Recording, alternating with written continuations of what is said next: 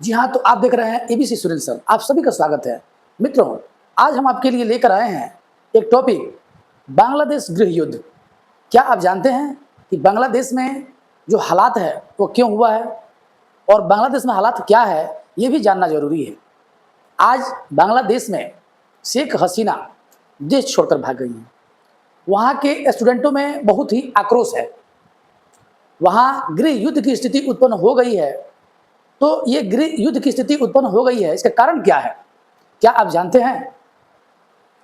बांग्लादेश में जब बांग्लादेश अपनी आज़ादी की लड़ाई 1971 में लड़ रहा था और बांग्लादेश मुक्ति संग्राम का नेतृत्व शेख मुजीबुर रहमान जो है कर रहे थे, उस समय जब बांग्लादेश को पाकिस्तान से आज़ादी मिली तो बांग्लादेश में शेख मुजीबुर रहमान वहाँ के बहुत बड़े नेता बन के जो है उभरे हुए थे और उस लड़ाई में तमाम लोगों की जानें जो है गई थी और मुजीबुर रहमान के खिलाफ वहाँ प्रदर्शन जब हुए तो उनकी बेटी शेख हसीना, उनकी बहन, वहाँ से लंदन की तरफ जो है मूव कर चुके थे। और कुछ दिनों के बाद जब शेख हसीना बांग्लादेश आई, चुनाव हुए, बांग्लादेश की प्रधानमंत्री बन गए। सन 2009 से वो जो है बांग्लादेश की प्रधानमंत्री हैं और इन दिनों हाल के जो है दिनों में वे बांग्लादेश मुक्ति संग्राम में मारे गए लोगों के लिए वो 30% आरक्षण की व्यवस्था की थी, कोटा की, कि जिनके माता पिता बांग्लादेश मुक्ति संग्राम में मारे गए हैं उनके बच्चों को 30% आरक्षण सिविल सर्विसेज में मिलेगा और तमाम सारी नौकरियों में मिलेगा। और इसके चलते वहाँ के छात्रों में हिंसात्मक जो है वहाँ के छात्रों में गुस्सा फूट पड़ा और वहाँ के छात्र ये कह रहे थे कि इतनी आरक्षण की जरूरत नहीं, आरक्षण वापस लीजिए। और शेख हसीना का बोलना था कि ये मामला कोर्ट में चल रहा है, कोर्ट फैसला देगा।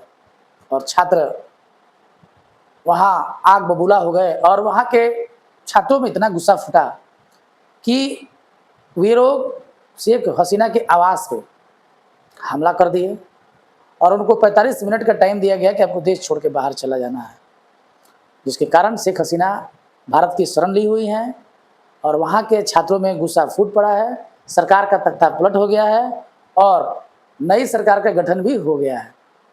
मित्रों, आरक्षण कितनी भयावह है ये आप बांग्लादेश से सबक ले सकते हैं और उसी आरक्षण की देन है कि बांग्लादेश आज गृह युद्ध की स्थिति में जी रहा है।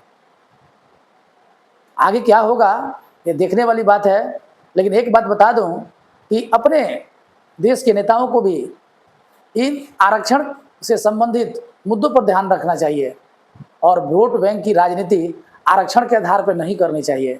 आरक्षण के आधार पर वोट बैंक की राजनीति हो रही है, आने वाले समय के लिए हम लोग को भी सावधान रहना चाहिए कि कहीं छात्र आंदोलन, कहीं जो है हिंसात्मक घटनाएं ना हो जाए। और मित्रों, एक बात और है कि बांग्लादेश में ये जो गृह युद्ध की स्थिति उत्पन्न हुई है उसका स्वरूप भी बदलता जा रहा है। अब वहाँ हिंदुओं पर आक्रमण हो रहा है, वहाँ के जो है मंदिरों को जो है तोड़े जा रहे हैं, जो कि बहुत ही गलत है। मित्रों, आप सभी को इस पर सोचना चाहिए और आगे क्या होता है देखते हैं और हम लोग मिलेंगे नए वीडियो में।